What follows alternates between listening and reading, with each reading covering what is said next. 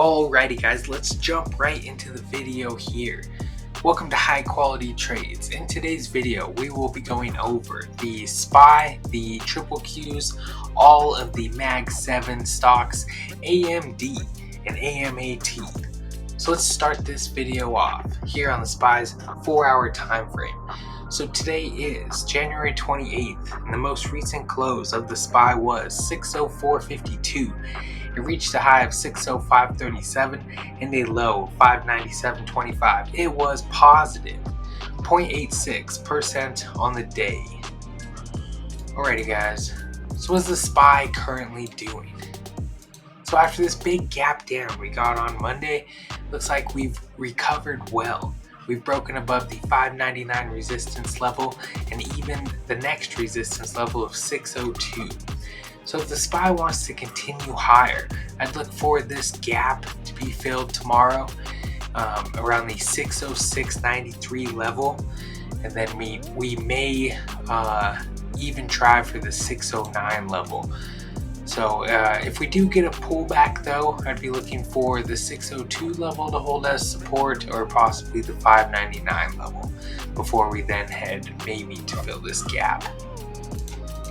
So no divergences to be aware of yet on the RSI. I'm looking for the SPY to continue moving higher. This looks to me like just a retest of this breakout and then this trend line here. So I'd be looking for the SPY to continue pushing higher past the 609 level. That's it for the SPY. Let's now go over the QQQs. So the QQQs on the 4-hour time frame, we felt pretty, this was a huge move down to 503, and then with yesterday and today's price action, we've gotten back above our trend line here, also gotten back within the lower weekly expected move, so that's a good signal. Tomorrow I'd be looking for the QQQs to just hold this 520 level and then continue pushing to try to fill this gap, because we do have a pretty good sized gap here that still needs to be filled. The next resistance level will be here at 526.81, but if we are able to get above that and then fill this gap, 531.44 would be the next resistance level. No divergences to speak of yet, so let's just play the price action as it happens tomorrow. Alrighty, let's now go on to Apple. So Apple's had 2 huge days in the market.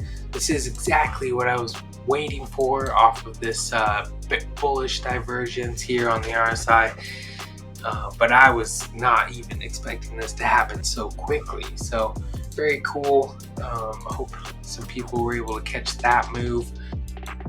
So since Apple has gone all the way up towards the resistance of 240, if it can't break above that, it already actually looks like in after hours today it retested this 237 support level. So if Apple's able to hold that, I'd like to see it come up here, break this 240 level, and then it could head up towards the 243.98 level. So if Apple wants to head any higher tomorrow, I'd be looking for 243. Alrighty, that's going to be it for Apple. Oh, one thing I guess, if we notice here, we are already overbought. So, I'd be looking for some divergences now.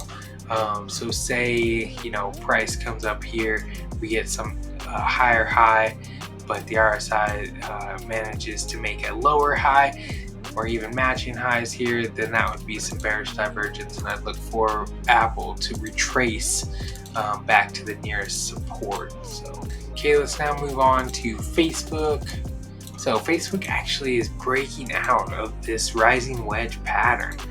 So if we are to just take the opening, move it over towards the breakout point, we are now looking for Meta to hit 719.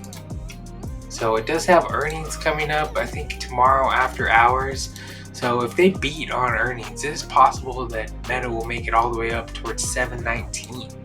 But if this is, say, some just false breakout, If Meta is not able to hold above this upper ascending trend line and we fall back down, it's possible, this 638 level can hold as support, or we try to back test the lower level of this rising wedge, somewhere right below that around 630. So those are the levels I'd be looking for the expected moves that earnings will bring here on Meta. Alrighty, let's now move on to Amazon. So crazy price action here on Amazon. We did drop below our upper ascending trend line here briefly on Monday, but then we got back above it quickly, and then we've just skyrocketed higher. We broke our highs from last week, and we are actually diverging pretty good on the RSI here though, so I do not like that. If Amazon's going to retrace based on that divergence, the first support level will be here at 235, but then it's possible it could retrace all the way down towards 229 would be the next support level. So just watch out for this divergence here. Doesn't mean that Amazon cannot keep moving higher. It's becoming less probable that Amazon will continue moving higher. So, all right, moving on. Google. So Google has also back tested its upper trend line of its pennant. We broke back above it today. It looks like we're heading towards 197.91. If Google is able to get above this level, I'd look for it to try to fill its down gap here, which fills at about 298. That would be where I'd be looking for Google to head to. And then even if it wants to head higher, it could try to break the 202.92 resistance level, which is the previous all-time high right here. All right, Microsoft. So, Microsoft even fell further than I thought it would. So it looks like we fell all the way down towards the 410 level, but it was quickly bought up, and then we headed back up towards the resistance of 434, but it looks like it was pretty easily broken through, and even with today's price action, we broke above the next resistance level of 440. Now it looks like we're stuck right at the previous highs of last week. So I'm looking for if Microsoft can get above the 447 level and then head towards these highs here is where I'm looking for it to head. So around 456 if it continues moving higher. Looks like we do still have a bearish divergence though on the RSI with basically matching highs here, but the RSI continues to make lower highs.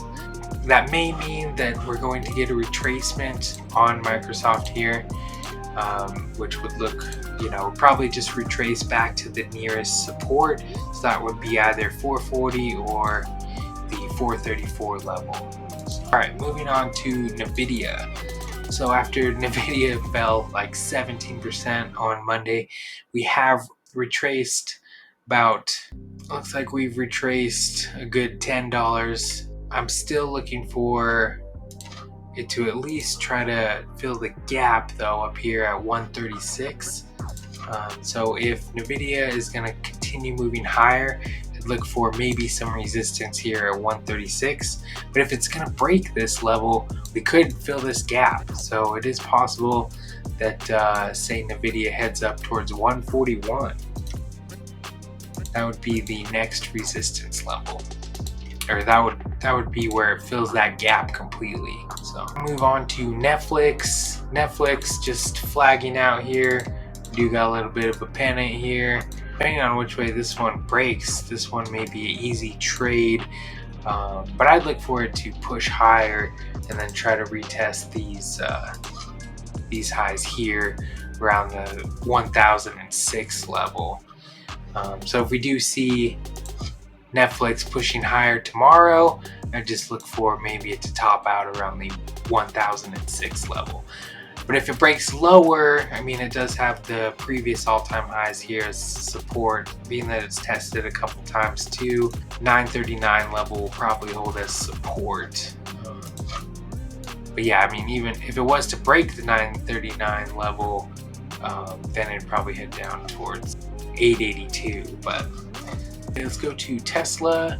Tesla's still struggling to break above this upper descending trend line of this price channel. It is sitting at support here at 392, so it is possible that if Tesla pushes higher tomorrow, then we could head up towards the 425 level. Then if it's able to break above that, we would just go test these highs here around 439. So that's what I'd be looking for to happen tomorrow, or possibly Thursday, Friday here on Tesla.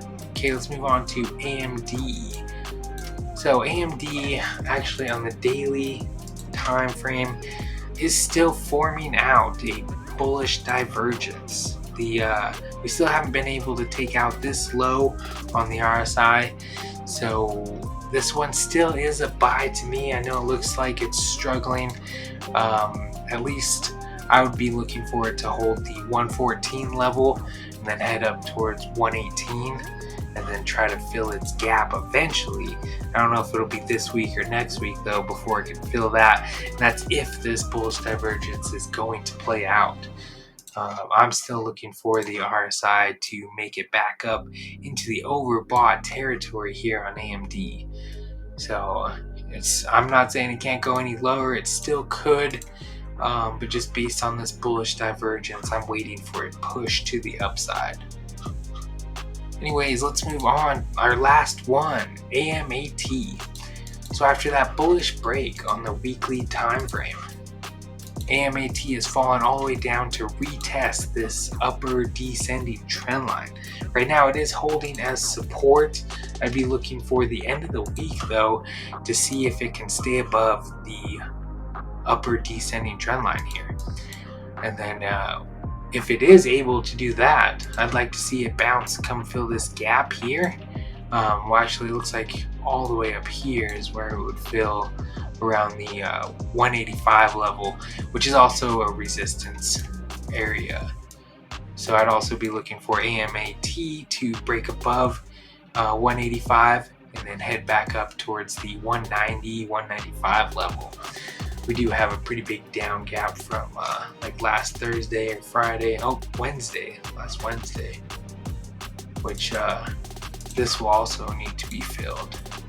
So that gap, and we have this gap, both of these I'm looking to be filled, and then AMAT can head higher.